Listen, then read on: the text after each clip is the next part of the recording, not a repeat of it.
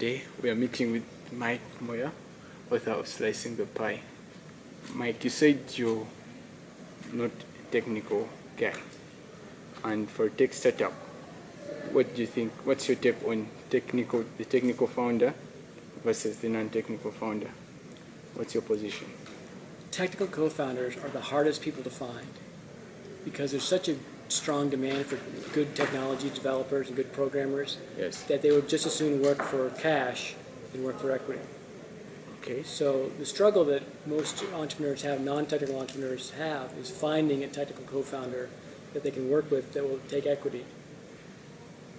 And usually what it is somebody with an abstract idea that needs someone to actually build the idea and make it a reality. So the technical guys think, hey, I got to do all the work so this guy can get all the benefit. So there's two things that I recommend to people to get better success rate with technical co-founders. The first is have a fair equity split, which is what the slicing pie model does. We'll make sure that the technical co-founders has what they deserve. The second thing is you got to learn how to be very specific about what your idea is. So if you're a non-technical co-founder, your job should be to really paint a picture of how this thing should work. I'm talking design screens, very detailed specs, understanding your target audience, and be as concrete as you can about what your idea is. That way when the technology person picks it up, they'll have a clear understanding of what they need to execute. Otherwise, it's a big guessing game. And technical co-founders know this, and they don't want to spend too much time trying to figure out something. So what has been your experience as a non-technical guy? Have you felt the pressure to learn how to code, probably? Yeah, yes. I've always, I own a technology team now. Yeah. Because throughout my life, that was the hardest part to find, was a technology team. Okay. So I knew that I needed to be able to develop enough expertise in my career to be able to manage a technology team. Okay. Now I have a hard time knowing if they're doing a good job or not, because I can't understand the code. Okay. So I have developers that I've formed relationships with over the years that can tell me how good the code is, even if I hire junior developers. But I hired a tech team, and I pay them full time. They work for me full time, so whenever I have a stupid idea, I can bounce it off them and see if they can develop it. So, for every 5 ideas I give them, they're actually able to pull 1 or 2 off. So how is it like to manage a technical team?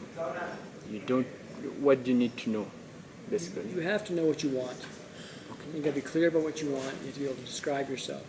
So developing your communication skills are really important. Email, I use a lot of email, your written skills. There's a piece of software called Jing, which allows you to do screen capture video. So I can actually walk my developer through, I want this piece moved over here and what I want it to look like, and I can be very clear with them that way. So you got to master the tools, and you got to master your own ability to communicate. Because if it's too open-ended, the project's just going forever. Okay.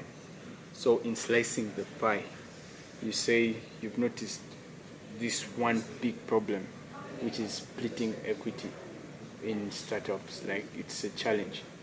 Is this the biggest challenge? The equity split is always the first major deal people do. Okay. It's the first major negotiation. It's the first thing that people do when they start companies. Okay. And usually people have the least amount of experience in it. So even if you're a good salesperson who's done a lot of sales deals, you've probably not done a good equity deal yet. Okay. And people are so scared of making mistakes. There's so many unknowns in a business that it's almost impossible to do this deal in a way that makes perfect sense.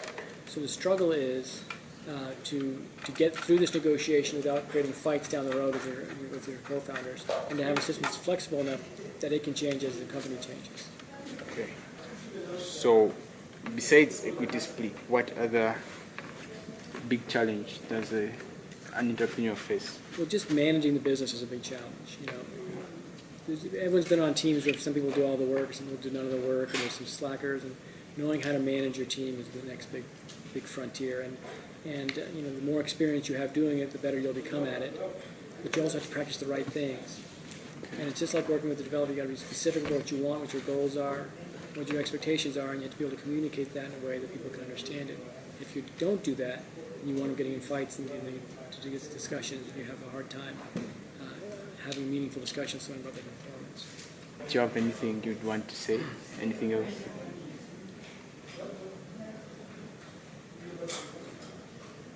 What I tell everyone is that startup companies are supposed to be fun. They're supposed to be what you want to do with your life. And if you get into situations with your teammates that don't seem fair, don't seem fun, you're going to ruin your startup. So Yeah. the important part is to find a way to get along with everyone, and then do that so you can focus on what really matters, which is executing the company that you want to. Okay. Thank you very much.